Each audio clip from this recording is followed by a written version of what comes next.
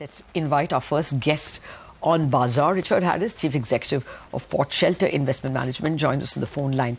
Richard, good morning and thank you very much for joining us.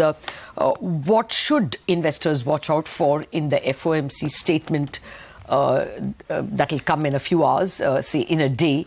And will that do anything at all to the ongoing EM rally? Well, the market's been going up and down, but I'm not so sure the economy was moving with quite such volatility. The Fed has already indicated that it sees the economy weakening. This is the U.S. economy. The things are slowing down a bit, but they still see quite substantial amounts of growth around and some quite positive features. So I don't think we should get too excited about this Fed meeting, that they're going to say anything too much different or do anything different. I think the next one's going to be more important. Okay, so no great expectations from this meeting. Richard, hi, good morning. We have you on a bit of a scratchy line, so I'm going to try asking you another question and let me see how it goes. This year, both the MSCI Emerging Market Index and the Dow Jones have delivered about 11% return, so they're at par. Where do you see the outperformance come in for the rest of the year? Well, I think markets are likely to trade in a range. We've seen all-time highs broken, certainly in the U.S. for a while, but I think we're much more likely, especially with economies starting to come off, to see markets trade more sideways. And if that's the case, we're probably more likely to see rotation as investors look to get returns elsewhere, places that haven't been. China's been very weak, Europe's been quite weak. A sideways moving market means that people will start to rotate within the different investment opportunities, and I think that's most likely to happen. Okay. What's your take on India now? Are you still buying after the fairly decent rally we have seen? And if yes, what? Well, India's been a fantastic market, really, if you think about it. Okay, foreign investors have to deal with the currency from time to time, but at the moment that doesn't seem to be a problem.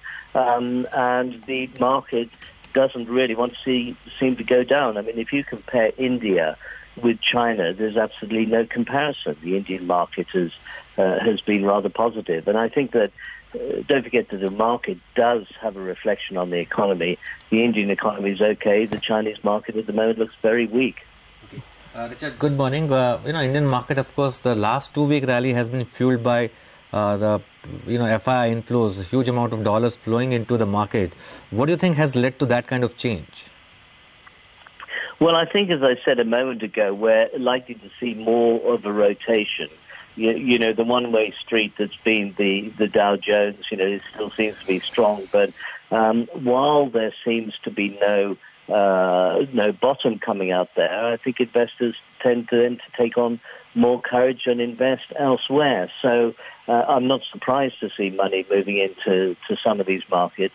If the U.S. market can hold up, that could well take us past some of the bad news of the economy slowing down, and that'll give time for markets like Europe to pick up. So, at the moment, I think we're quite fortunate. The U.S. has really been a source of good news, but that's also hidden areas which have had some bad news, and like China and Europe, which might start to recover in 2019, 2020.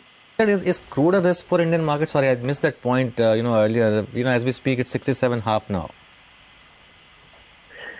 Sorry, could you say that again? Crude oil, is that still a risk for the Indian market? We are at 67.5 now on the Brent oil.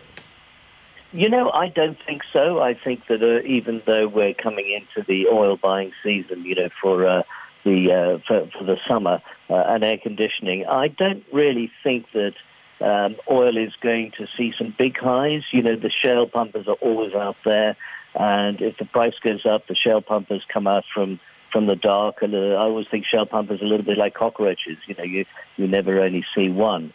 So I think we'll see the shale pumpers come out and keep a lid on the oil price. And after all, India's had a bit of a dividend over the last 6 months, which is a good thing. Okay. All right. I don't think the shale pumpers are going to like this analogy, but nevertheless, Richard Harris, pleasure speaking with you. Thank you very much for joining us. Thank you. Okay, so, well, the expectation from port shelters that have no expectations from this FOMC policy, it's not going to be a big trigger, and global markets are likely to trade in a range in the near term. We'll take a quick break on that note. Our list of top 10 stocks is lined up in just moments from now. Stay with us.